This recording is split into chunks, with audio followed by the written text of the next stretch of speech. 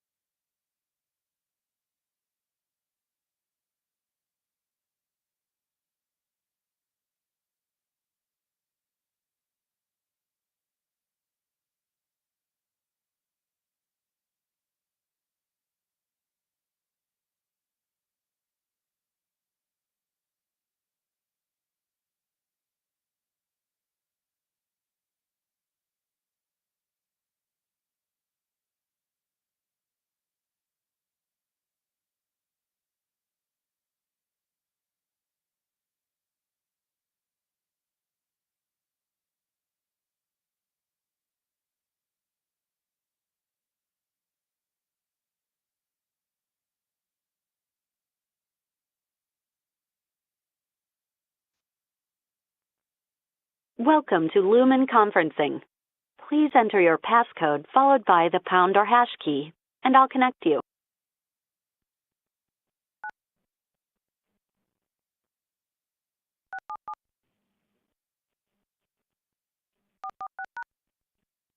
Thank you. Your passcode is confirmed. When you hear the tone, you will be the first person to join the meeting. The line will be silent until another person joins.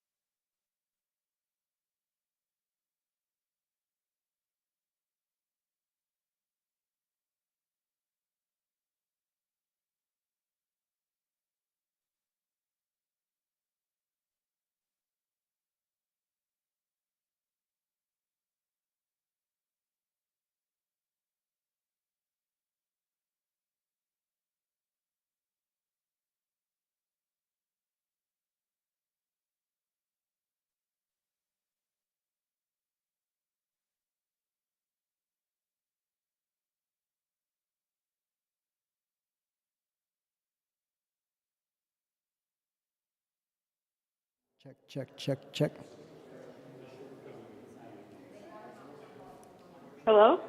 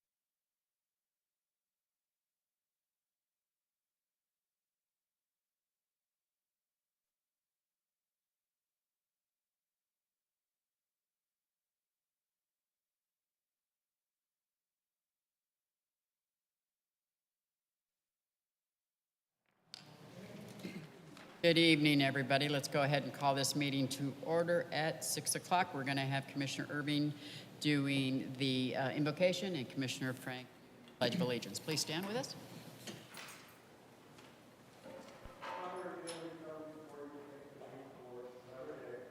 And just thanking you for your many blessings, the things that you have done for us, will continue and will do in the future.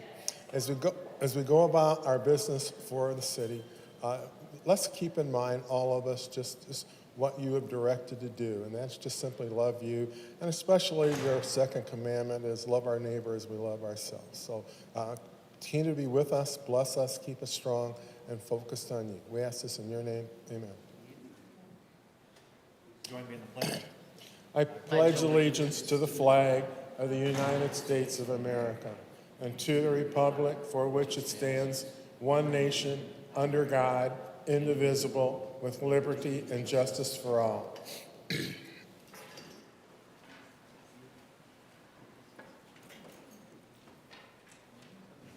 Thank you.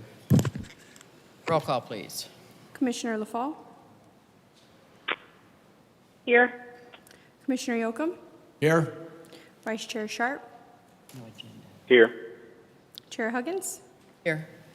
Commissioner Irving, Commissioner Frank, Here. Commissioner Robertson. Here. Madam Chair, we have a quorum. Thank you. All right, call to the public. If you wish to speak, please complete a speaker card and submit it to the chairman prior to the start of the meeting. The procedures to follow if you address a commission are: commission requests that you express your ideas in 5 minutes or less and refrain from any personal attacks or derogatory statements about any city employee, fellow citizen, or anyone else, whether in the audience or not. Chairman will just limit discussion whenever she deems as an action appropriate to the proper conduct of the meeting. If you'd like to speak, please approach the podium, please. I do have a couple speaker cards that don't really address a particular item. Henry, is there a particular item that you wanted to address or call to the public? Sorry? It says Henry, and it doesn't say, it just says you wish to speak. Yeah, that's going to be on the second point of the address. Okay, no problem. All right, seeing nobody, we will go on with the agenda then. All right, 4.1, approval of the minutes from March 28th. Do I have a motion? I'll move approval. Second. Thank you. We have a motion and a second. All those in favor? Aye. Aye. Aye. Aye. Thank you. Opposed? All those in favor? Sorry, opposed. I was trying to write and talk at the same time. Sorry about that, guys. So moved. All right, agenda 5.1, CUP 22-0C3, public hearing, a request for Tower Engineering Professionals, TEP, on behalf of Dish Wireless to co-locate a wireless telecommunication facility on an existing cell tower. This site is generally located approximately 1 mile north of the northeast corner of North Murphy Road and Northwest Honeycutt Road, and just northwest of the Volkswagen facility. This project is considered an eligible facility request and falls under Section 6409 of the Spectrum Act. Discussion and action. Good evening, Madam Chair and Commissioners. My name is Alex Bosworth. I'm the Assistant Planner here with the City of Maricopa. And tonight I have CUP 2203, which is a conditional use permit request for a dish co-location at the Volkswagen facility.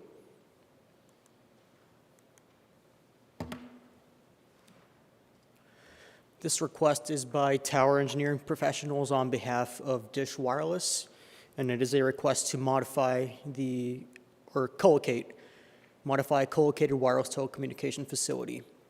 This site's generally located just northwest of the Volkswagen track, approximately 650 feet east of North Murphy Road.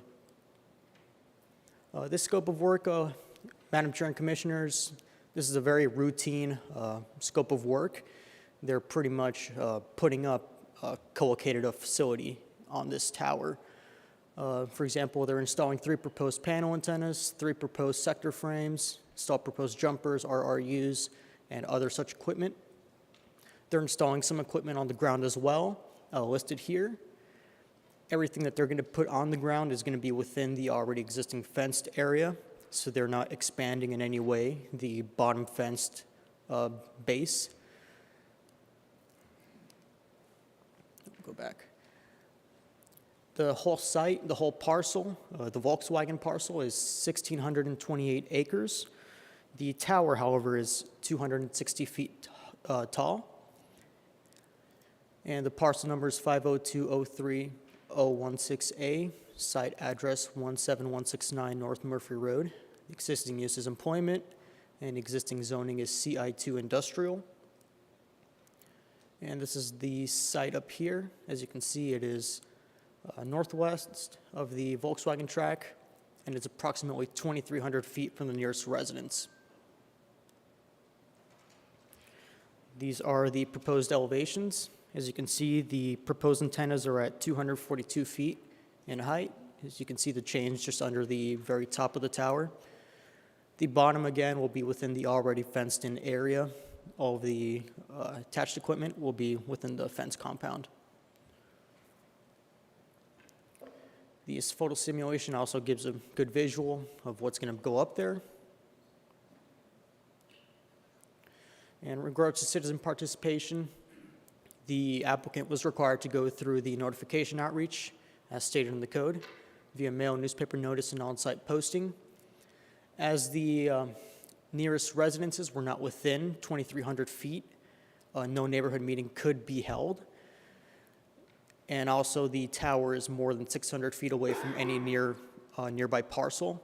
So we did require him to send courtesy mailing notices to the nearest 2 parcels, one of which was another antenna site. Signed posting a newspaper notice in the Casa Grande Dispatch on April 19th. And tonight, May 9th, the Planning and Zoning Commission. And these are the criteria for approval. It's allowed within the applicable zoning district. The approval of the project would advance the goals and objectives that the city has adopted. The location, size, and design and operating characteristics are consistent with the purposes of the zoning district, and this project will not be injurious or detrimental to the property or improvements in the neighborhood or to the general welfare of the city. And therefore, concluding this, the staff recommends approval of case number CUP 2203, subject to the conditions of approval stated in the staff report and as amended by the Planning and Zoning Commission. Thank you. Thank you. Okay, this is a public hearing, so we're going to go ahead and open up the public hearing for just this item. Have any comments, please approach the podium. All right, seeing none.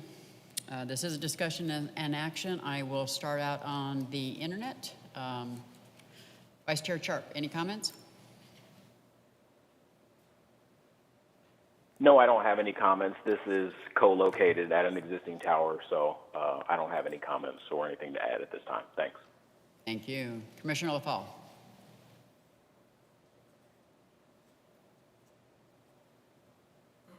I don't have any questions, or excuse me, I have one question, but not really comments.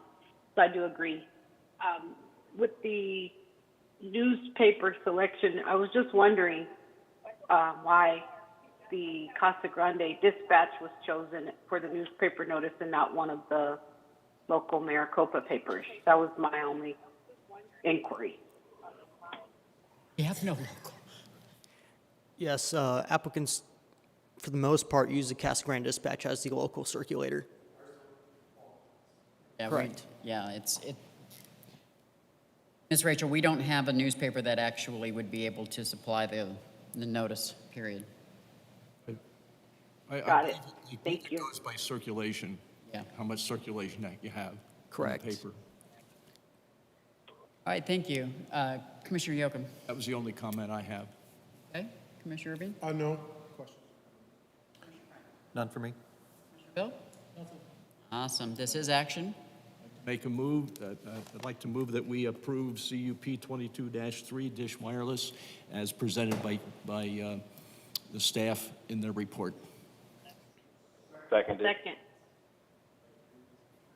All right, we got 3 seconds. Whichever one. Right, that's fine. Want to pick? Go for it. All right, we do have a motion and a second. Any other comments? All those in favor? Aye. Aye. Aye. All right, so moved. Thank you, Madam Chair and Commissioners. Welcome. All right, 5.2, DRP 22-07, a request by Don Leak of Shelter Asset Management on behalf of property owner El Dorado 27 LLC for review and approval of site plan, landscape plan, photometric plan, and elevation plan for a proposed 536-unit multifamily residential development generally located just north of the northeast corner of Porter Road and Maricopa Grande Highway. Discussion and action. Good evening, Madam Chair, members of the Commission. As you said, this is item number 5.2. This is a DRP 22-07. This is a request by Don Leak of Shelter Asset Management on behalf of El Dorado 27 LLC. Requesting review and approval of the site plan, photometric, and elevation plans for a proposed 536-unit multi-building, multi-story, multi-family development. In the entitlement review process, this application is seeking approval for vertical construction before going to the building permit. Previously, at the April 25th Planning and Zoning Commission meeting, this commission heard PAD 22-05 and GPA 22-05. These were applications for a planned area development and also a general plan minor amendment for what is called the home at Maricopa. Those zoning and general plan amendment entitlements are scheduled for the May 17th, 2022 City Council meeting. Those must precede the full actual approval of this design review permit. In the staff report, the staff has included a condition of such, saying that once those are approved, should this commission approve this DRP, then it would take into effect. The overall site for the PAD that the commission heard 2 weeks ago is 25.3 acres. This is an 18.8 acre parcel of that overall PAD site. This is located in the north and northeast section of that PAD site. It covers parcels 510-30-002 Charlie and 510-300-002 Foxtrot, partially. The site is currently vacant. The applicant is proposing a multifamily residential development on the site. The general plan land use will be mixed use under the GPA 22-05, and the zoning will be PAD under PAD 22-05. There is no overlay zoning on the site. The proposed development will have 5-story and 4-story buildings. 5-story buildings will be allowed to go up to 70 feet. However, they are not designed for 70 feet. The highest is approximately 54 feet. Total number of units that will be provided on the site is 536. The range of these buildings will be for type 1 building, which is the smallest building. It will be 49 units in each building. There are 2 type 1 buildings, so a total of 98 units. The phase 2 will be a 5-story building with a total of 122 units, varying from 1 bedroom to 3 bedroom. Phase 3 will be 5-story with another 122 units. Phase 4 will be a 4-story building with 96 units, again, 1 bedroom through 3 bedroom. And phase 5 will be a 4-story building with 98 total units, again, 1 bedroom through 3 bedroom. In total, the development will have 2 studio apartments, 244 1-bedroom apartments, 267 2-bedroom apartments, and 23 3-bedroom apartments. Parking required for the site is 843 parking spaces based on the Sustainable Development section of the city's zoning ordinance. The applicant is providing 918 spaces, so they're above what their actual minimum could be, utilizing the full 20% reduction that they are allowed under the Sustainable Development Initiative.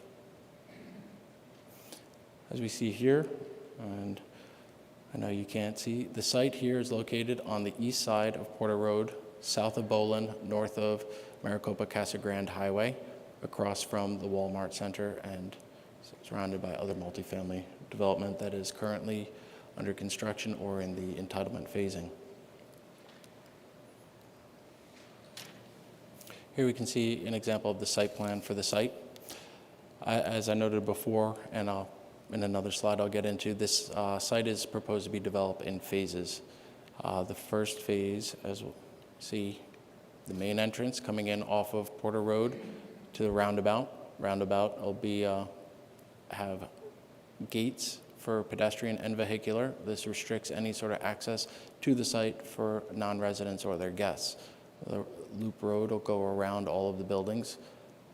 As you can see here, following the pointer, I apologize for the people online and the commissioners that can't see my laser pointer right now. The first phase will be the 2 5-story smaller buildings here, the leasing clubhouse, and all of the amenities that you'll see here. This will act as it could stand on its own under a phase 1 development. Phase 2 will go counterclockwise. We'll have the southern building, then the western building, the northeastern building, and the northwestern building in a counterclockwise motion.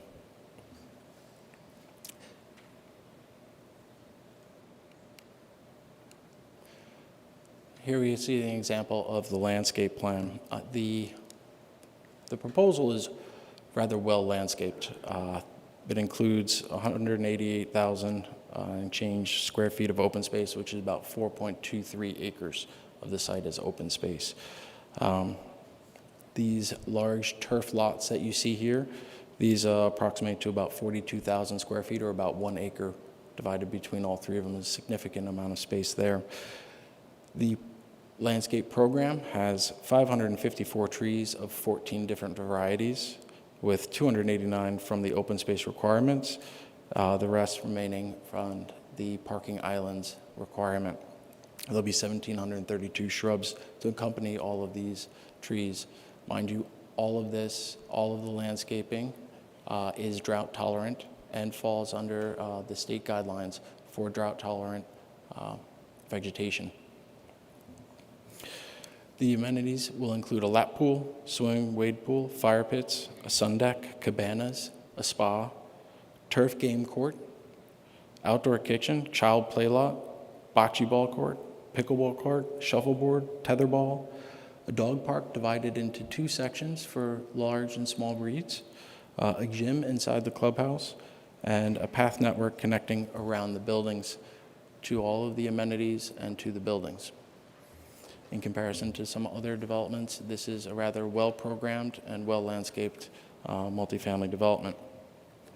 Now, if I can draw the Commission's attention to page 2 of the staff report under analysis, the first sentence, staff incorrectly stated that there's 3 5-story and 3 4-story buildings. It is 4 5-story and 2 4-story buildings.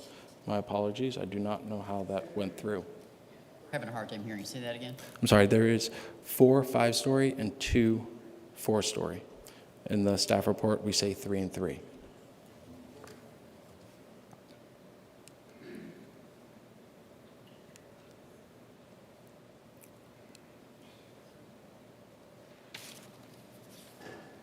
Pardon me, I'm having a little trouble with this clicker here.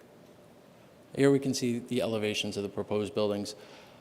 On the top, we have building type 4, front elevation, and also the finish schedule.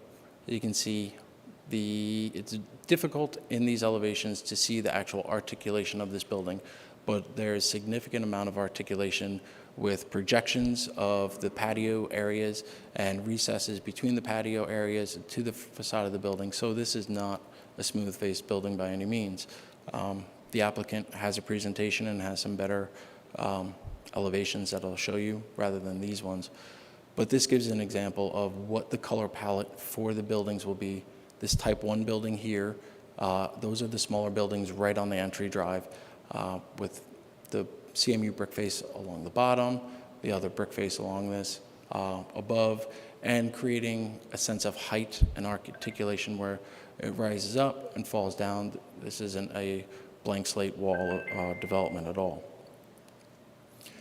Here we have a cut sheet from the photometric plan. Photometric plan was submitted after the full package was given to the commission. In the staff report, this is alluded to that this would be approved under the building permit process. However, we did receive it, and I'm providing a cut sheet for it. The photometric plan meets the requirements of the zoning ordinance. Bollard lighting is provided along all pathways, which gives a nice gentle lighting at night, but not too obtrusive that it will interfere into the windows of the residents at the site. Parking lots are well lit for safety and security, and also ease of access through the parking lot and nighttime hours.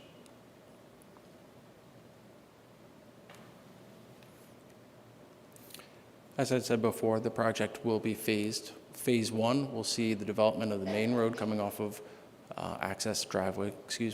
off of Porter to the roundabout with the clubhouse, all the amenities, and the 2 phase 1 buildings here. These are the smaller of the buildings. They'll also include the emergency access, exit only onto Porter on the north side. At phase 2, we have the larger building on the south. Phase 3, we have the larger building to the west. Then phase 4, the northeast. Phase 5, the northwest.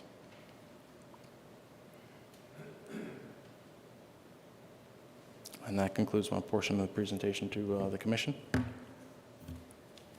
Okay, we do have some speaker cards. I'm going to assume all 3 of these, because they say traffic, are for this DRP. First one that I received was for Brittany. I do apologize, I don't want to butcher your last name. Just come up to the podium and state your name and address, please. Hi, I'm Brittany Pizzola. I've lived here for 8 years. I currently live in the Glenwild community, and I'm here on behalf of myself and other Glenwild residents. We need your address, please. 41160 West Somerset Drive. I have nothing against apartments. I don't like that they're going to be 5-story, and I don't like that all of the apartments that we have in Maricopa are in that one area due to the fact that it creates a major traffic problem. There's already problems with traffic as we have it now. This complex has 536 units. There are 3 other complexes that are going to be built on Porter, plus one on Allen Stevens Parkway that adds an additional 851 units for a total of 1,387 units. That doesn't include the current apartments and does not include the apartments that are going to be built on Honeycutt and Porter. This is going to add at least 1,000 cars, maybe 2,000 if people have more than one car. We have 6 schools that are on Porter and the side roads. 5 of the 6 schools are charter schools. There's no public transportation, so parents are bringing and dropping off children all the time, which causes a backup for one of the high schools on Porter, and it also causes a backup for the public school that's there, and so it makes Porter be a 1 lane in the morning and in the evening, so at like 7:30 to 8, and from like 2:30 to 4:30, it's very difficult to get in and out of our area. Also, it's a very dangerous place. I walk my kids to school, and I've almost been around over several times. There's been 3 students hit and 1 adult hit in the area this year. People don't pay attention. There's no school zone defined in the area. The speed limit goes to 35 to 45. The police department does not pull people over. I see people going 50, 60 miles an hour down through there. And adding more cars isn't going to help that. It's going to make it worse. And I'm worried for the safety of my kids and other people's students because of the way the traffic is now. And putting so many people at that area is going to make it even worse. Thank you for your time. Welcome. Thank you.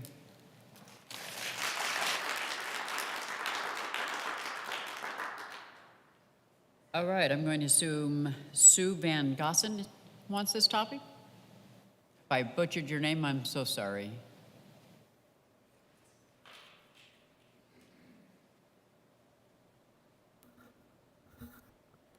I'm Sue Van Gosen.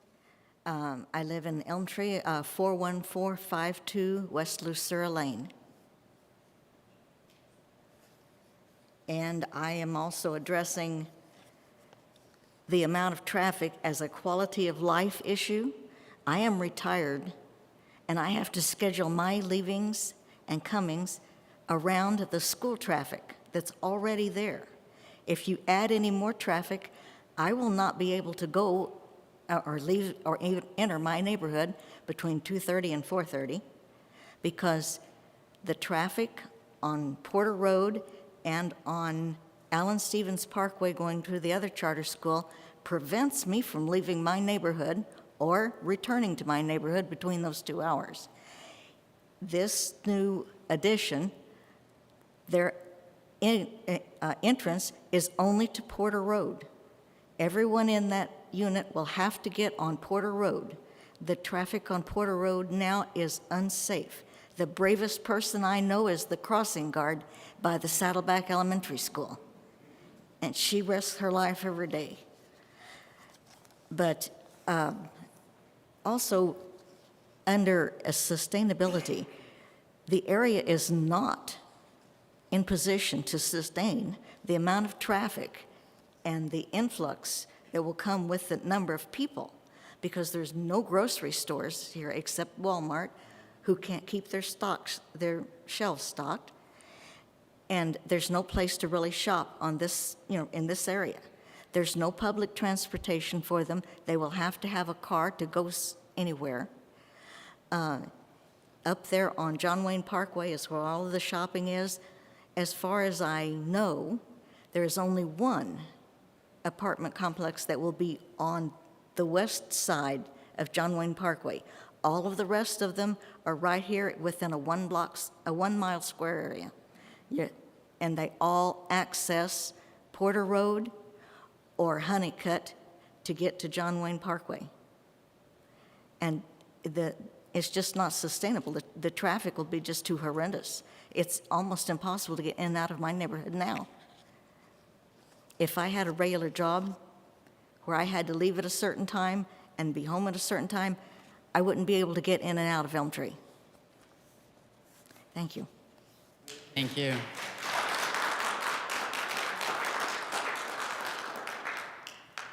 All right, last speaker card I have is for Henry.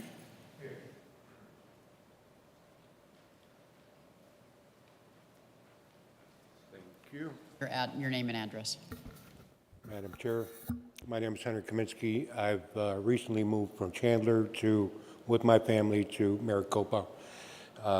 And our concern among... Your address? Pardon? Sorry, we need your address. 41736 West Laramie Road. Thank you. Yes, ma'am.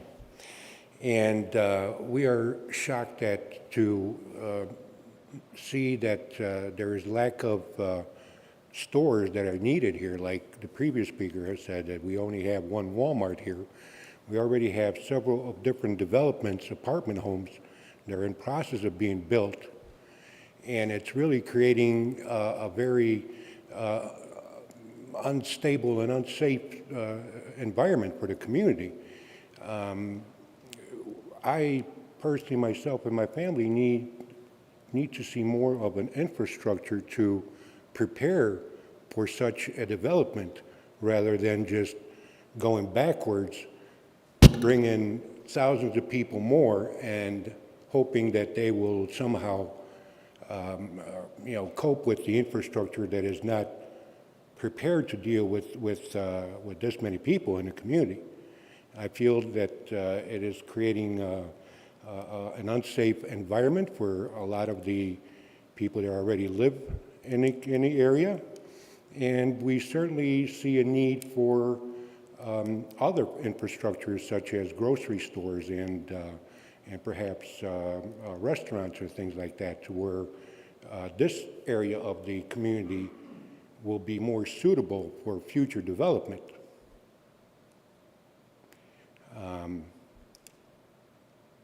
And that's our concern. Thank you. Appreciate it. Madam Chair, I just received one more speaker card Okay. for Roy.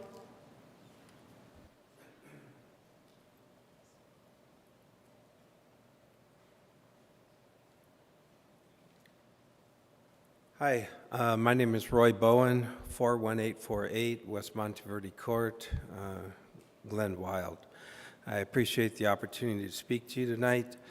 I object to this development for a number of reasons. First, the amount of high-density residential saturation in this area, as the other speakers have quite clearly laid out, is unsustainable. This area has also been disproportionately targeted for this type of high-density residential space to the punitive property values of the single-family homes in the area. And then lastly, I object based on the height of this development. There's nothing in the area of that proportion. I think if you were looking to build a high-rise, you should look in maybe near the casino or somewhere similar to that, where there is that type of elevation that already exists. I think that this, besides being overcrowding in the area, is disproportionate to the surrounding community. So, thank you. Thank you.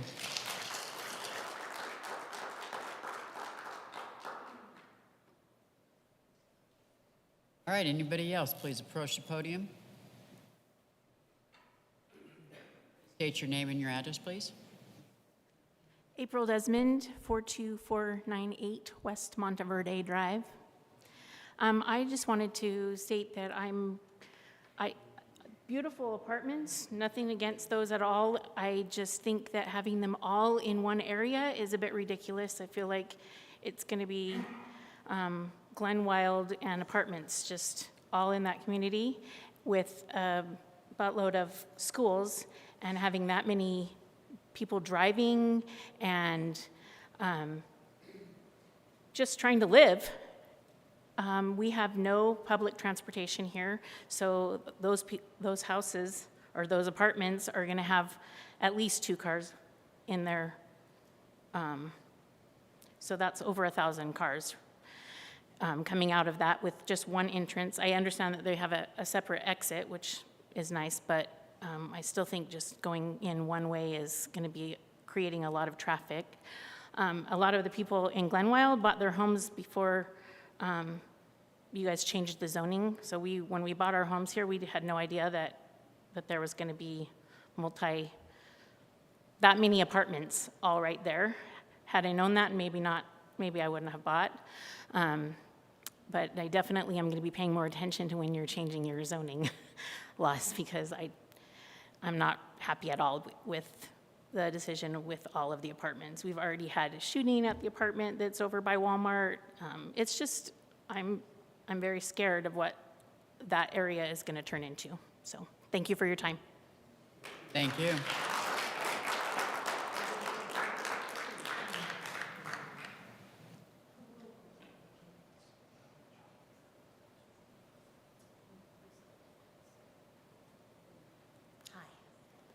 My name's Joni Ellis, and I live in Glenwild also at 41949 West Arvada Lane. I cannot get out of my development now. The closest street is in between the two schools to get to my house. The line goes all the way through, so I cannot turn on the street, Allen Street, I think it is. I can't turn there. If I wait to try and turn, they think I'm cutting in the school line, and they all move up and not let me through. I have been honked at, beeped at, flipped off just to get into my street. I said, okay, too much. I'll go to Allen Stevens Parkway. Well, now they have A-plus schools that has buses. They let their kids out. They walk down the middle of the street. Okay, Allen Stevens Parkway. Now, the main entrance to Glenwild is on Honeycutt. So that's the farthest street for me to come in my development. I'm the very last house, and Glenwild is a circle. So I come in Glenwild, and I get on Allen Stevens Parkway to go all the way around to Stonegate, to come down, to go around the park, to come up to get to my house. Well, I can't do that now because of A-plus schools. So now you're going to have that new apartment complex coming in that has the exit onto Allen Stevens Parkway. I want to know how I'm supposed to get in and out of my home. I think it's terrible to put so many apartment complexes in one area. I live on one side of Porter. My daughter lives on the other side of the Porter. We used to meet at Pecana Park to walk around the park. We can't get across the street now. You push the button to stop, nobody stops. It flashes red, they just keep going through it. And we really studied. Nobody said there was going to be all these apartments here. We asked. I'm from LA. Used to crowdedness. We moved to Arizona. Now we're having LA built all around our development. I bought close enough to Walmart where I could walk to Walmart instead of drive. And they told us, Fulton Homes, Ed at Fulton Homes told us that was all going to be single-family homes or businesses. And I thought, wow, that's perfect. I could walk to businesses if I don't want to drive. I can't see all these apartments complexes just thrown at us, and we have no choice. We didn't buy in a big city. I can see growth coming, that's fine, but we were told it was single-family homes. We wouldn't have bought it. We looked at all the homes around here. We bought this one purposely for single-family homes and no apartments. And now it's just too bad for me and my family. I don't think it's fair. Thank you.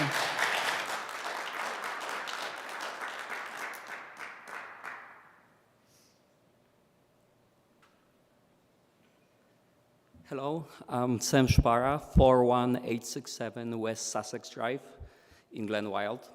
My wife and I, we moved to Maricopa in 2005, and it was a different city then. where basically all of those apartments are being built right now. There used to be signed hospital site. So the plans were completely different. Right now, to build something big like this, city has no infrastructure. There's no jobs. Any major jobs are out of Maricopa. You have to drive most likely towards Phoenix.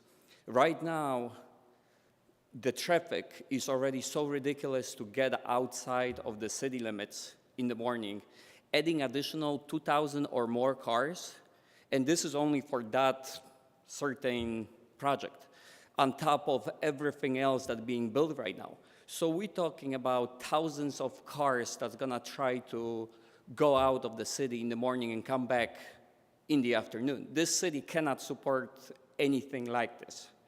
And unless we're gonna come up with idea of building something else than 347. And like I said, we live in Glenwild right now, like my previous speakers said, all of the schools and everything, the whole area is so saturated with traffic, it's taking quality of life of residents. It's just poor planning, if anything, at this moment, and adding something huge like this, it's gonna completely destroy that area. And plus, on top of it, like I said, it's the whole city trying to get out and come back, because those people, majority of them, will work outside of city limits, because we have no jobs over here. Besides fast food restaurants and Walmart and Fry's, that's all what we have over here. So those people are gonna have to work somewhere. I guess that's pretty much all what I have to say. Thank you.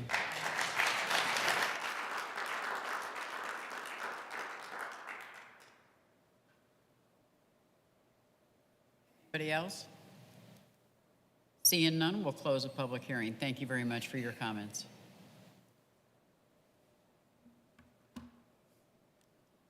The applicant want to give a presentation as well? Yes, the applicant has a presentation. If I can just close up here.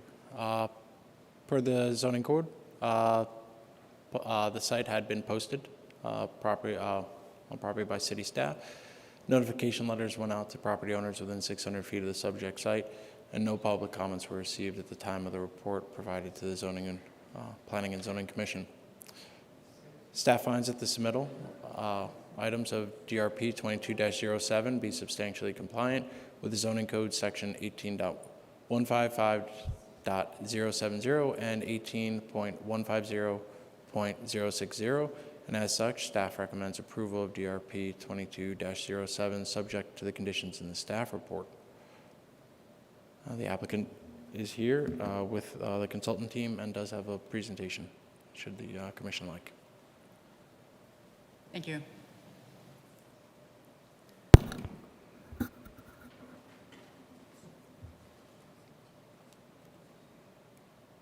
There we go.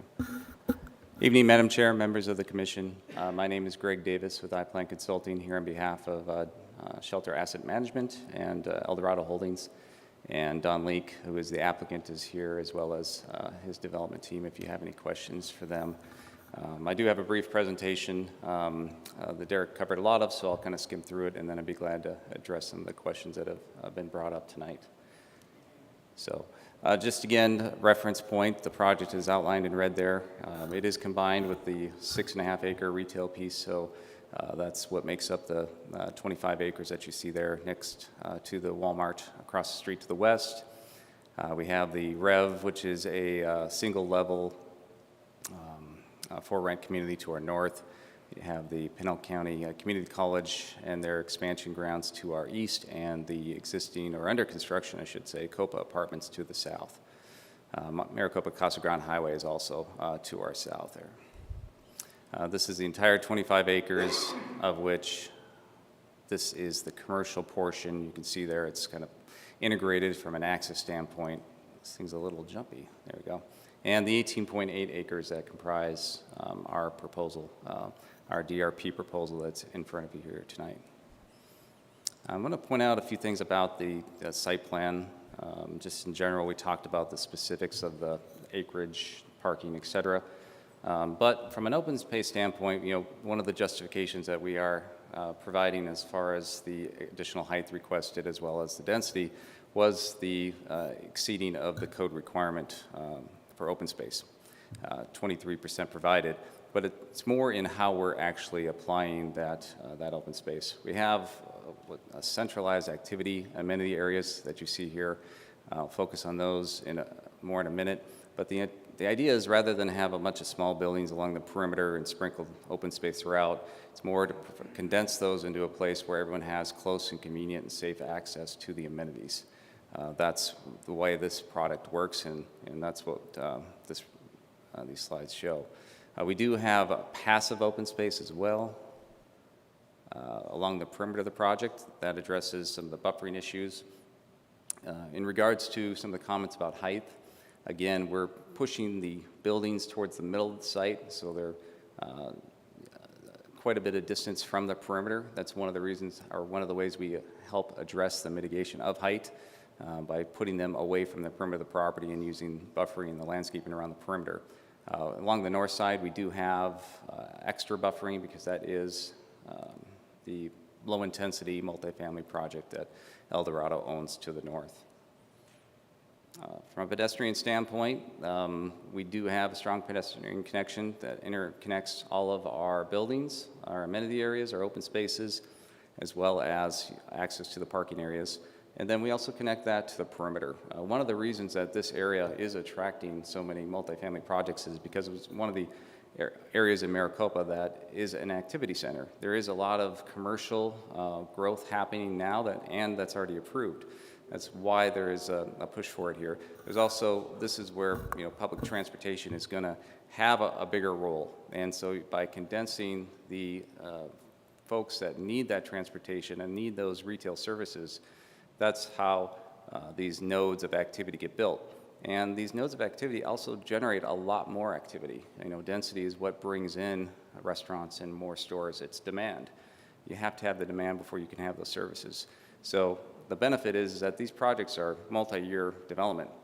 These aren't just going to appear next year out of the ground. These are going to take several years to develop with those businesses, with those services, with the infrastructure, all linked together.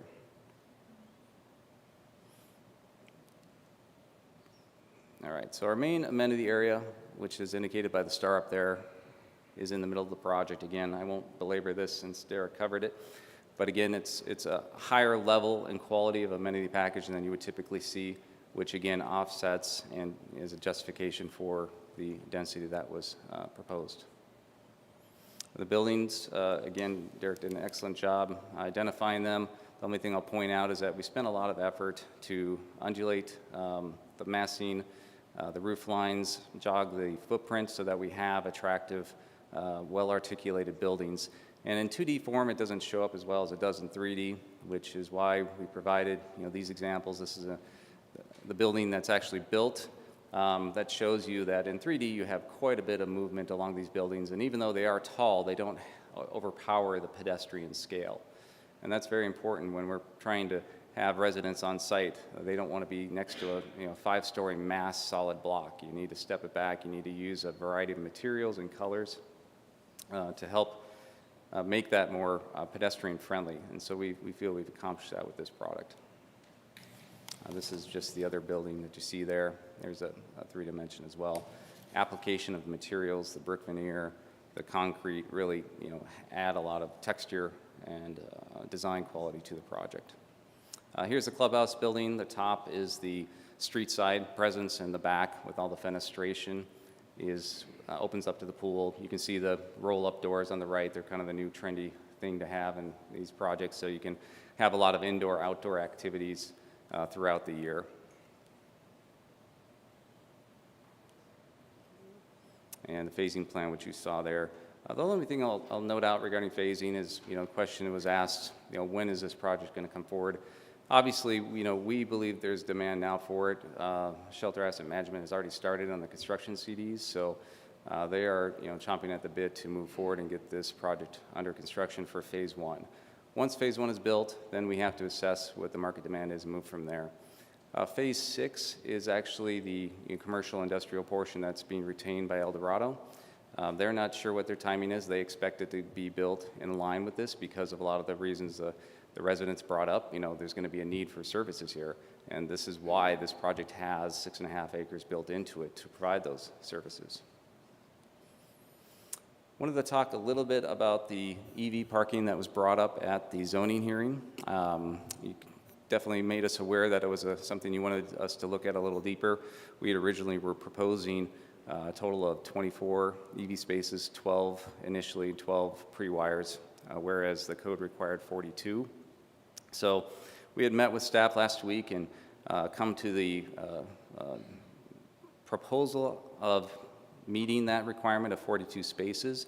What we are going to ask for, though, is that we're going to be putting in 3 up front, so 18 initially, and then another 4 per building as the project develops. And there's 2 reasons for that.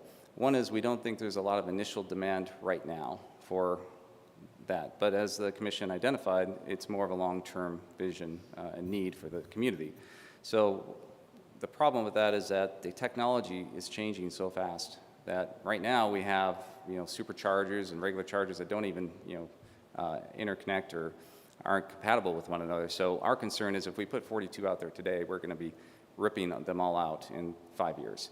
So we see it makes sense to put in some now because we want to, you know, appeal to that tenant, but we also know that long term there's going to be much better solutions for the users. So we hope that you guys are in agreement with that solution where we provide the entire amount. We just stage it over the course of the development so that as the technology changes, we can change with it.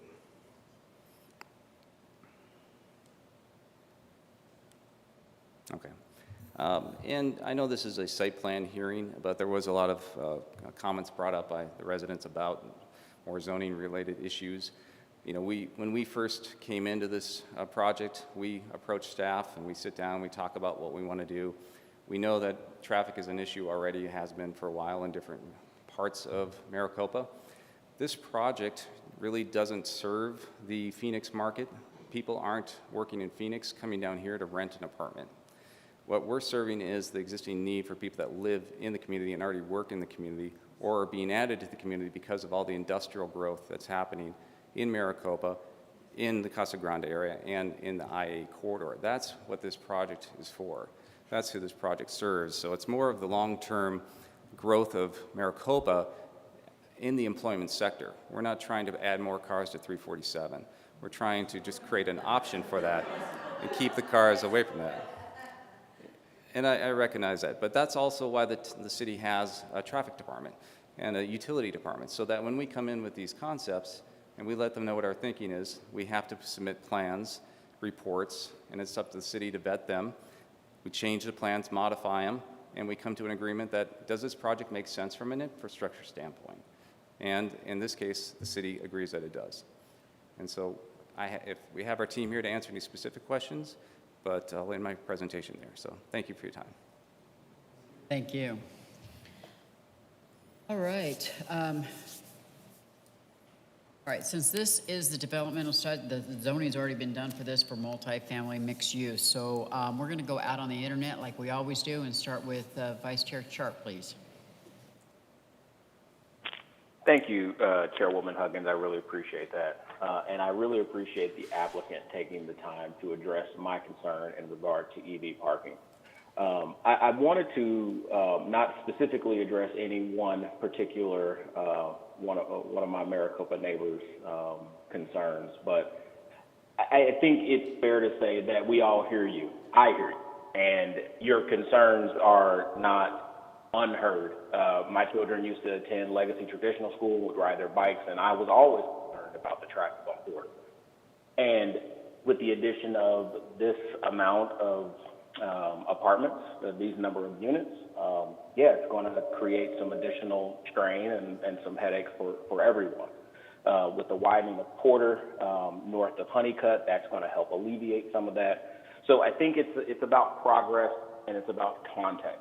The challenge that we have as a body is that we have to look at the submissions that we have in front of us, sometimes without the broader context, which you guys all brought in.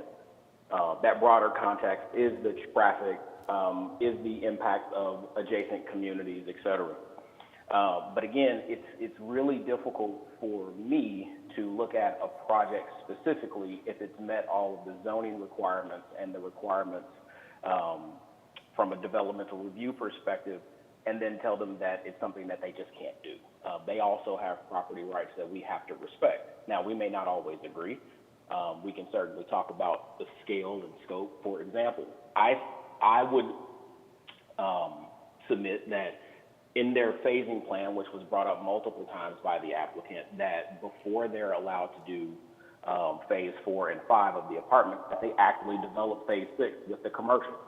That would reduce the number of units by 192 units, but they would have to present the retail and the commercial aspects of the property. I know that's under separate cover and under a separate proposal, but if the applicant is continuing to say that, hey, we also have a commercial component, but it's elusive when that's going to come, then maybe that's the, I'm referring to the site plan, Irvin. I'm just saying they kept bringing up phasing, and phasing is a part of their presentation. So let's talk about how the phasing can be modified in order to kind of slow the project down just a hair so that we can get that balance of commercial and residential, so that it's not all 500 and some odd units coming online, and then maybe there's some retail. So that was my point with that statement. So we definitely need additional traffic enforcement on Porter. That's something that Maricopa PD can certainly be brought in to discuss and fix, but those are my only comments. Okay, thank you. Commissioner LaPaul? Yes, I really appreciate the design, the scope of the development. It really looks nice. The high-rise, was questionable, but the way that it's presented and the fact that it has an elevator, that kind of touched on something that I recall mentioning previously. So I'm looking at this in terms of growth, and I know that the location seems really congested and for the residents in the area who own the single-family homes, but I'm looking at it in the vicinity of the community college and the commercial development that is to come, and it puts me in mind of a facility that was built by another higher education institution, and it's really working out quite well. This is, to me, catering to a population that has so long been ignored, and that's the youth who are going to school, and they don't want to buy a home, and they can't afford to buy a home, or the working individuals who don't want to invest in a home, maybe they're traveling nurses or whatever it is. It's just expanding the growth of our city, and it's difficult when you hear residents speaking so boldly on how it adversely impacts them. So it is, but in knowing that, like Vice Chair Sharp mentioned, we can't just say no when it checks all the boxes of a yes. So I do understand, but I also see the growth potential. It is congested, and I'm really trusting in our city traffic planners to let us know that this will work, because there is a lot of congestion in that area. So I did have one question, and that is on the traffic signals at the intersections. Would those be set to, for the peak hours to ensure that it assists with that flow of traffic? So that's all that I had.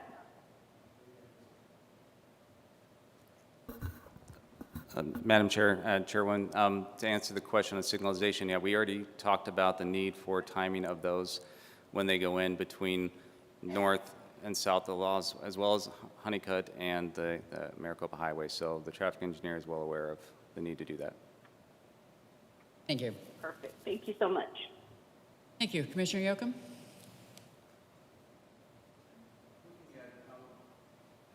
Looking at how we would be getting in and out of the development, Reading the material, it seems as though we have the roundabout, which is the way that we would be going in and out. There are also two other exit onlys for, I guess, emergency use. Did I read that correctly? Chair and Commissioner, so those are allow for egress, but not for ingress. Yes. So they more than just emergency service. Emergency service vehicles can enter or exit on those periphery access points. The residents can only exit. Okay, but emergency vehicles can enter or exit. So they have 3 points of access. When do we expect that the southern in and out would come about in the commercial section? Chair and Commissioner, so the access from our project to the commercial is in phase 2. But the fire department could very well require a temporary condition for that road to be there through the commercial project. So as soon as that phase 2 gets built, there will be a functioning point of egress onto Porter Road from that phase. That's what I was looking for. Yes, sir. Okay. I like the design, considering we have 4- and 5-story buildings. I think one of the nice touches is rounding the shoulders on the buildings. That gives us quite an improvement on the aesthetics. As far as parking, I appreciate your paying attention to what we had to say the last time, and especially with the charging stations. That's all I have. Thank you. Commissioner Irving. Yeah, I guess I'm really sort of concerned about a point of order. There are 4 reasons by statute which we can deny. The applicant has met easily all 4. Because this is a hearing on the site plan. My concern is, and again, that's why I don't know if this is appropriate to say now, because you can rule however you want. Because basically my issue is the same thing, it's traffic. There are 3 high schools in the area, 4 K through 6 schools in the area, totaling 6,000 students. And again, this isn't an issue for you, and that's my problem. The report we said says that it adequately meets the need. My concern is adequately based on what number? And if it's adequately based on the present number, then again, almost what I like to suggest, if it's in order, is nothing to do with you, because I support that, is almost, I think, for a safety reason, which is a city issue, we need to explore the whole adequacy of that traffic, because doing volunteer work at the schools, I've been in Saddleback, and I can't count the amount of people who violate the law by turning north on Porter when it's illegal. I've been back in some of the areas and, visiting back there, and I know I have to get out by a certain time or I won't ever get out. But that's not a developer issue. So again, I'm just, I guess, trying to figure out a way where we can make a suggestion to make a long-term, because your buildings aren't going to be up tomorrow. So I think it's really almost us, again, where I struggle, it's got really nothing to do with what we're voting on, but to somehow recommend to the city that they take a good, hard, adequate look at the flow, because it's not good now, and by adding these buildings with 6,000 kids, that's all I want to look at. But basically, there are 4 reasons you easily meet all 4. So to me, as far as we're concerned, the traffic isn't one of them. It says the projected site plan. So if you go down all 4 of these, which is part of the zoning code, that it isn't even close. You meet those. The issue that people are concerned about, and I am, is more of a public safety issue, which is a city issue, not yours. So again, all I would try to suggest in all those comments is that basically we strongly recommend to the city to do a study of that whole area with the possibility of more policing in that area. People are violating laws in that area right now. And again, they're right, it's just an accident waiting to happen, which has got nothing to do with you, because I think what you've done is to try to do your part to alleviate that. So again, like I said, those are sort of my comments to slip in to the city, but certainly not to you, because you meet the criteria. Thank you, Mr. Chairman, or Chair and Commissioner. But just to answer your one question, those traffic studies are required to show the build conditions, say 2030. So they're meant to include the long-term numbers, including our project and other known projects in that area. But see, if that's true, I really question adequate. I mean, because in real life and moving time, it's not adequate now. So, but again, that's not your issue, and I question even me bringing it up right now, because it's we're here to vote on the on your site plan, which meets the criteria. So we live it every day because we live here. I coordinate volunteers for the school district, so I'm in and out of that area, and it isn't adequate, but that's just my opinion, which has got nothing to do with you at all. So I don't think you need to say anything else. Your presentation was good. I would support it. You clearly meet all 4 criteria. It's a totally different issue than you that you can't solve if you wanted to. We would like to have him solve it. I know. I'd love if you could. I would love to solve it. But I don't think that's going to happen. But yeah, it's not your issue. It's just. That's definitely something we can bring up to the city staff. Exactly. Staff. That's all I'm saying. Just wanted to be heard. I just want it on record that we are going to make a recommendation. That's all I wanted to do. Done? Understood. Finish? Thank you. Commissioner Frank.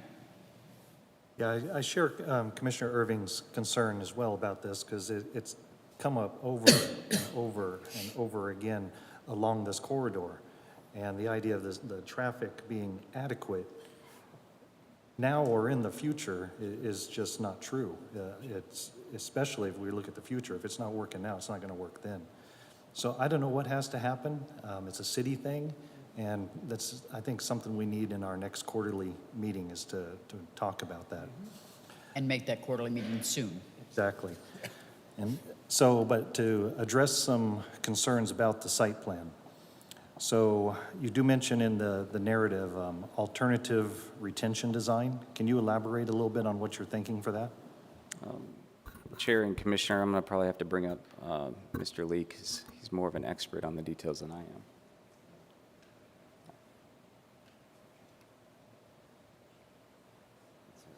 Yeah, sure. Alternative retention design. We're retaining, not just using basically dry wells, but we're using on-site stormwater retention, where we allow the water to kind of percolate in the ground. So. Like, what do you mean? Usually percolating into turf, into a depressed area where there's turf. So it's kind of a standard retention basin. Yeah, yeah. Okay. I think the alternative is that most multifamily projects are all underground because they use all the land for parking and building space.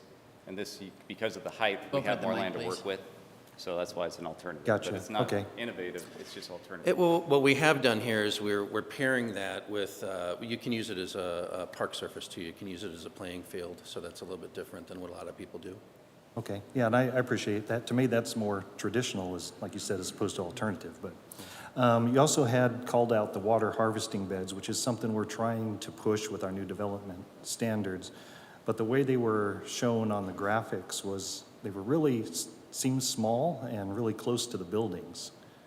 And so I kind of questioned the, I don't know, the logic of putting water ponding next to the buildings, you know, the maintenance concerns. Chair and Commissioner, I'm not sure we have the expertise here to address that comment. We rely on our landscape architects to provide us a design that works, but we will definitely ask him if that has been taken into an account, because we don't want a problem for ourselves. You know, long term, these are the owners. They don't sell their land, their projects. So they really care about the long-term maintenance of it, and that's not an issue that has been brought to us yet, so. Before you ask the next question, so along that lines, though, being an expert in this field, don't they still have to, aren't they still required by the 72-hour drainage policy? Yeah.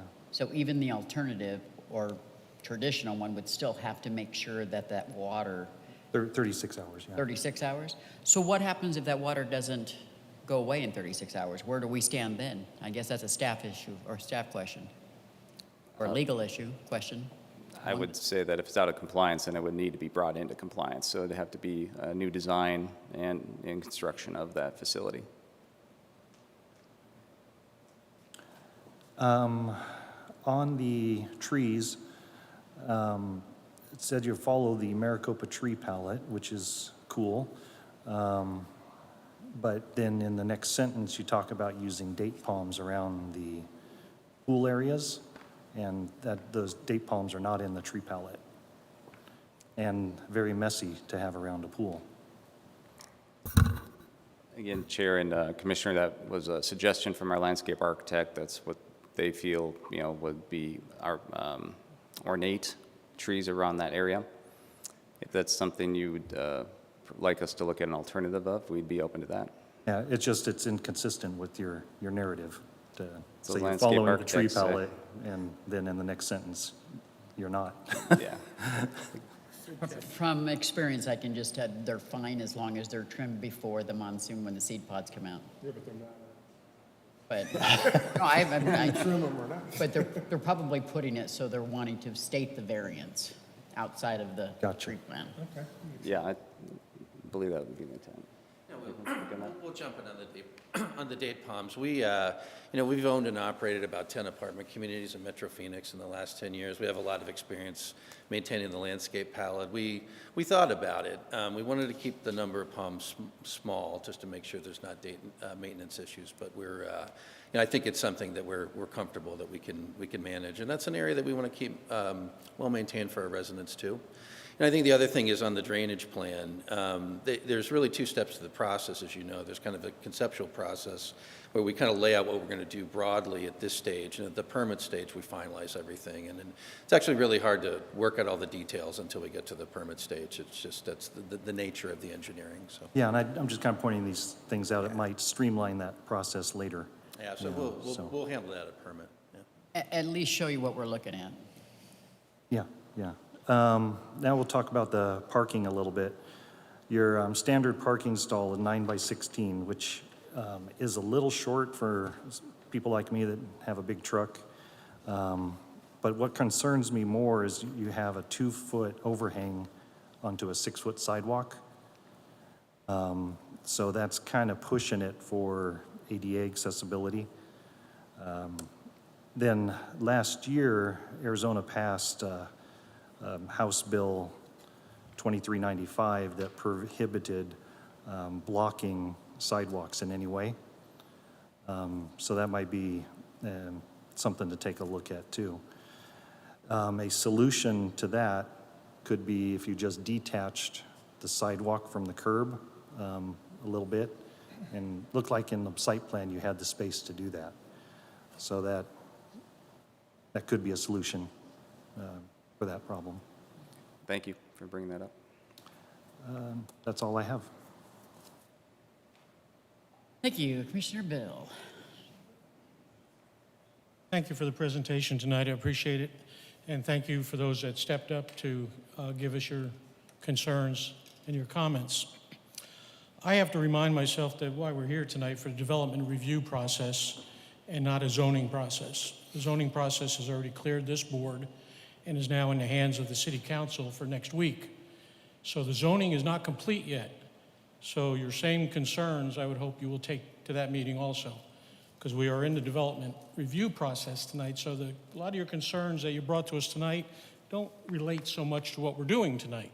So we've kind of got to stay in our lane with our decision-making process tonight, but I definitely encourage you to take those same concerns to the City Council when they take their action next week, because that is the final action for the zoning that really technically hasn't taken place yet until that meeting.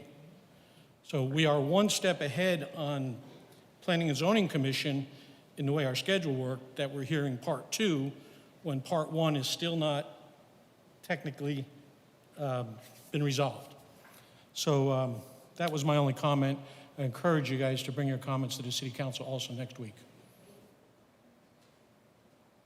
Thank you. I won't go there. You guys answered all of, or said all of that stuff very well for me. Thank you. But this is a developmental side of things, and I do have a couple concerns that I'd like to get addressed. And I did take some of them to staff already, and they answered my questions, so thank you very much. One of the things that I'm a little bit concerned about is the phasing aspect. What I want to try to see if we can avoid is, and I'm not saying that the sky is falling, but we did have an issue where we tumbled really hard and we had a lot of developments that were half created. So I kind of want to just reiterate the fact that one of the stipulations is number 3, which is basically that the building permits and everything would be within 2 years of that. So I'm hoping that we will be able to stick to that time frame. That would be great if we can. Got my question answered on the accessibility of the flow, so thank you for that. One of the things that I really liked about this project is the fact that you guys were looking at connecting people to the outdoors and getting people outside to recreate, so to speak. And I like the fact that there was a dog park in there. What I didn't see, and maybe you guys can answer this, is I would assume that within the dog park you're going to have pet stations. But if you look at the map, there's a lot of buildings and there's a lot of grounds where people can walk their dogs if they're going from one point to the next. But I didn't see any pet stations from point A to point B, so to speak. So what I'd like to make a stipulation is, and if I could be so bold to ask, is that each building has at least 2 stations at it, one on each side, so that people aren't walking in dog poop all the time. Just saying.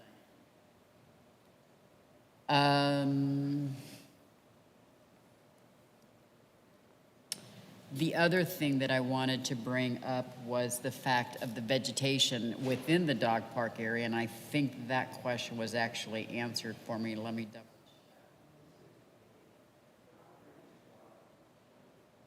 I wanted to make sure that people would not be able to be concerned about their dogs and possible poisonous plants to dogs and stuff. It looks like that we could address that at a later time, so just be on the lookout. That's what we're looking at. That really answered all of my questions, other than the fact that I wanted to know your photometric plan showed a lot of lighting.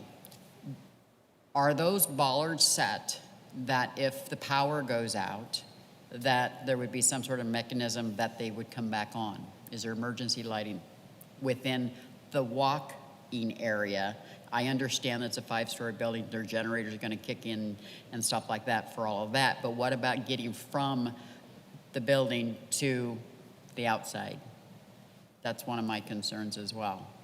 Do we have an answer to that, or is that something we can look at? Yeah, Chair, that's not something we've actually looked at, but as part of the final plat process, we will definitely do so. It's a good idea. I don't know if that's standard or not.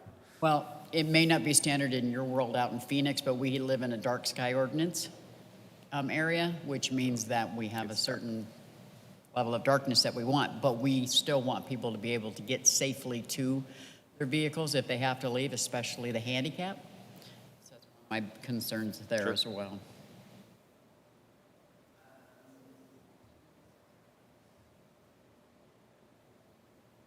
The only other question that I had was, you had mentioned that there would be screening for mechanical stuff, and I asked what type of screening would be used for rooftop equipment, and I'm going to assume that that's the parapet wall. And Madam Chair, that's correct. And that's one of the reasons we did ask for that flexibility in height, because when we get to our final designs, that's when we get to our mechanical, we know how tall those are, we know how high we need to lift that top of the parapet. Okay. I actually just wanted that to be on record so that people knew that. Okay. So the buildings aren't going to be that high, it's just the faux wall that's going to be that high. That is correct, yes. Just wanted that to be stated out in the public. All right, that's all the questions that I had. Commission, this is for action as well.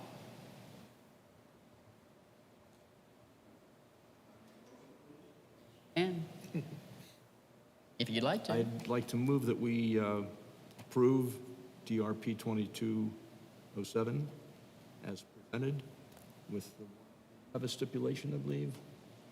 At stations. At station stipulation.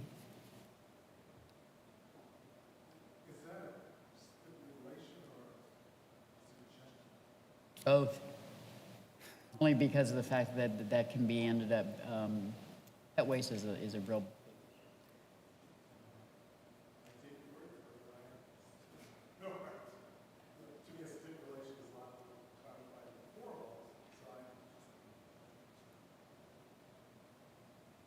I will go on.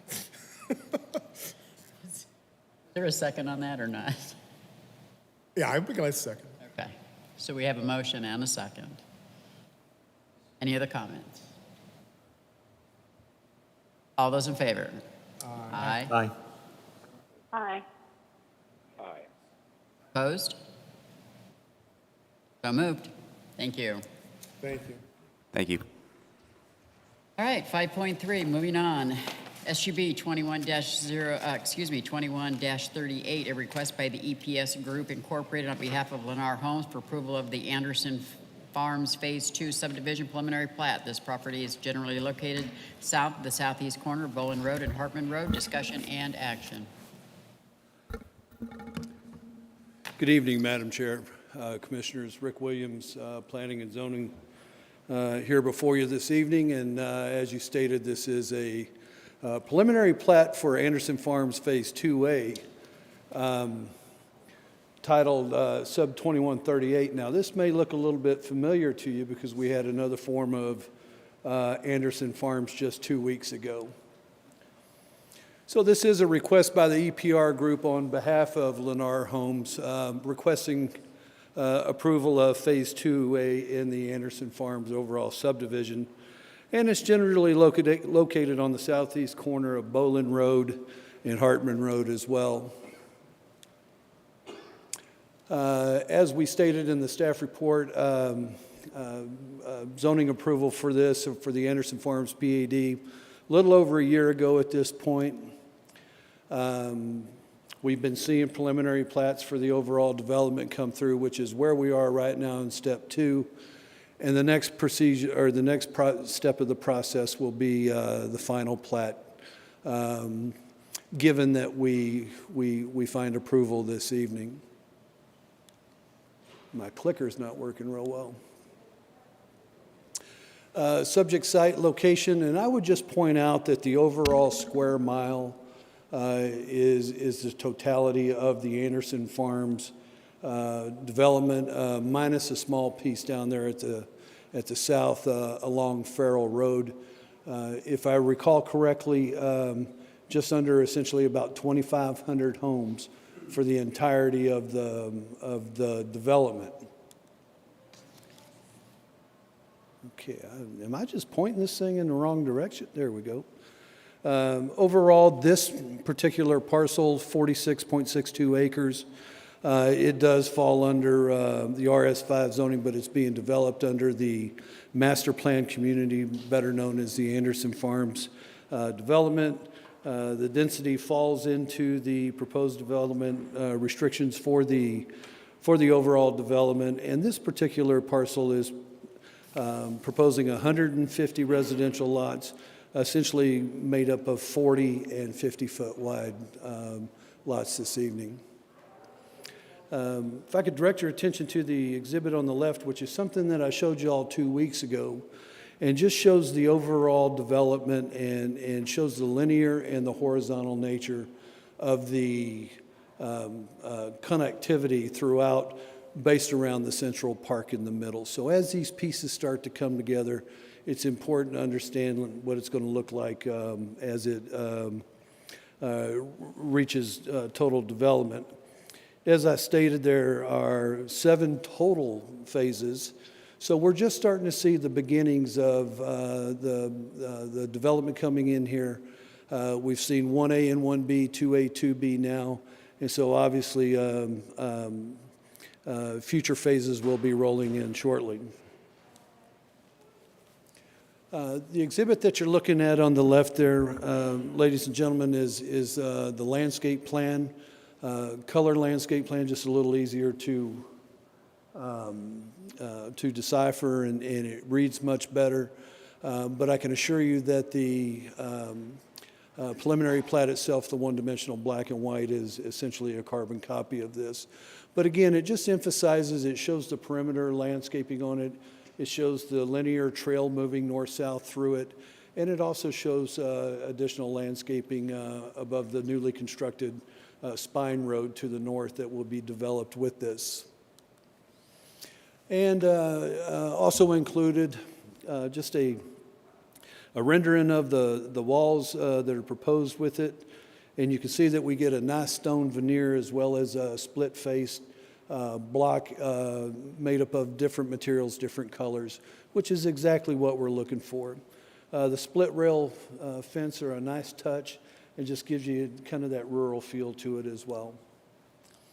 With respect to lot size, the connectivity throughout, the design guidelines, landscaping, we feel that this development meets those requirements sufficiently. I would also just point out that with respect to the residential design guidelines, they're not specifically identified within the PAD, so they will still be required to go through what we call a residential design process and a standard plan submittal as well. With that, staff finds that the request before you this evening meets all Maricopa subdivision zoning codes and other requirements set forth not only in the PAD, but all in the city code itself. And staff is recommending approval of 2138 before you this evening. Madam Chair, that concludes my presentation this evening. The applicant is here as well, and I'll be happy to answer any questions that you might have. Okay, thank you. Once again, let's start out on the internet. Vice Chair Sharp? No, I don't have any questions on this one. Thank you. Commissioner LaFalle? No questions. Thank you. Commissioner Yocum? No questions. Commissioner Irving? No questions. Frank? Just one question on your cover slide. I think you said EPR group. Is it not EPS group? I don't know if it matters from any Did I mispronounce kind it of or did I misstate it? regulatory. It's EPS. Is EPS. okay. Did I say EPR on the slide? Need to be corrected on the cover, or if it's any place else, then it could be Can you go back one more slide? Labeled. One more slide. Okay, 2 more. There you go. It's EPS, not EPR. My mistake. I apologize. No problem. I just want to make sure it's right. That's all I have. Thank you. Commissioner Bill?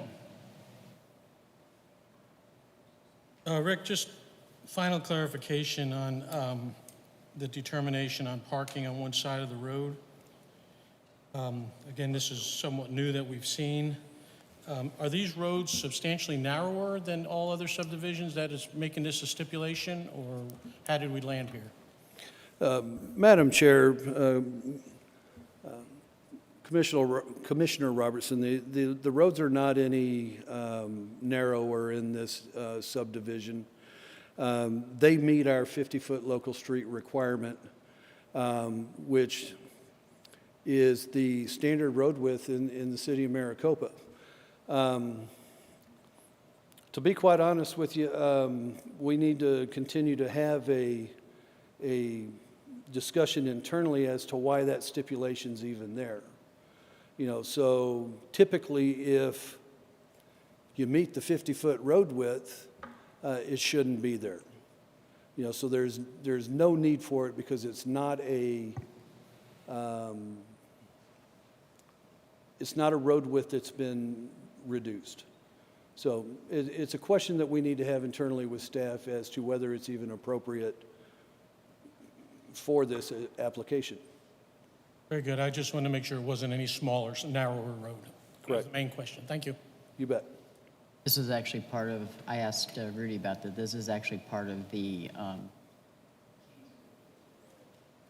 subdivision thing, where one side of the street has to be no parking. Yeah, it's in the typical section now, right? It's part of the code now, that it has to be Yeah, I one think side with no it's- parking.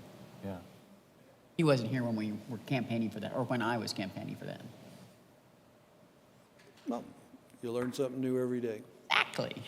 All right. I only had one comment, and that was on staff recommendations on the conclusions of item number 6, where it says developer shall create an HOA for the maintenance of all landscaping, street lights within the ulterior collector and local right-of-ways and open space parks and/or tracks as shown on the preliminary plat. And Yes, ma'am. I did send that over to you, and thank Yes, you for ma'am. answering that question. I just want to make sure that that gets changed, because the HOA is not going to be responsible for the maintenance of the street lighting fixture. They will be just paying the bill. Madam Chair, Commissioners, that is correct. It's more of a figure of speech. What it's saying is you have to create an HOA that's going to maintain these portions of the development, which is typical, for an HOA to maintain. In this occasion, or this occurrence, the HOA's maintenance responsibility with respect to that is to pay the bill and call EPS if they're, the electric company, if they're, I got EPS again there, to call the electrical company if there's an issue. So it's a standard statement that takes care of a wide variety open space requirements. If you have a pool, the HOA has to be formed to take care of that. If there are public open space or public trails that are HOA maintained, it takes care of that. So you're squinting your eyes. I work in the HOA world. I understand that. We don't maintain the street lighting. We pay the bill if there is a You pay the maintenance bill issue. and If there's that's a what I- maintenance issue, then yes, the HOA can call, in this case, ED3. But, I mean, 99% of the time, the HOA is not even going to know the street light's out. Right. But I think, correct me if I'm wrong, did I not just state that? Yeah, but That you're saying that we would have to in this maintain it. case, their responsibility is to pay the bill. Sure. That's And not if there's- maintenance. Okay, I understand. Anyway, I just wanted that to be clear, that because it does state that maintenance, paying a bill is not maintenance. All right. If that's maintenance, you can pay my bills. That's all I had. I just wanted to Duly make sure noted. that was cleared. Maintenance is not paying a bill, sorry. With that being said, this is action as well. Commission? Second. All right, we do have a motion and a second. Any other comments? All those in favor? Aye. Aye. Aye. Opposed? So moved. Thank you. Thank you. All right. Thank you very much, ma'am. Last item, reports. Yeah, nothing new to report this evening. I would just note that we do have a meeting scheduled 2 weeks down the road, and then I think we'll be able to get back into a normal routine. So we have 4 items that are tracking as of now, so it looks like we will be having a meeting in 2 weeks. Other than that, that's all I have for you this evening. Okay. I have a question, though. We had talked about a consent agenda. I'm kind of curious as to why the first item wasn't on the consent agenda, because that was kind of straightforward and... Yeah, Madam Chair, Commissioners, we're working real hard to find items. We've got a couple more coming, but unfortunately, when we noticed that, we noticed it as a public hearing. That's kind of what I thought it was. And we had done that weeks and weeks ago, and then, so we had it teed up for you and then realized, dadgummit, we can't do it. That's kind of what I thought it was. Okie dokie. Question? Well, at least we did them both in the same time. Yeah. Commissioner Frank. We mentioned the quarterly meeting again. Any idea when that might be scheduled? I think we talked about that last meeting too, being scheduled. So we're kind of anxious for that, I think. Yeah, Madam Chair, Commissioners, we've been in discussion. That has been a topic in a couple of different occasions now. We just haven't finalized or pinpointed and selected a date yet.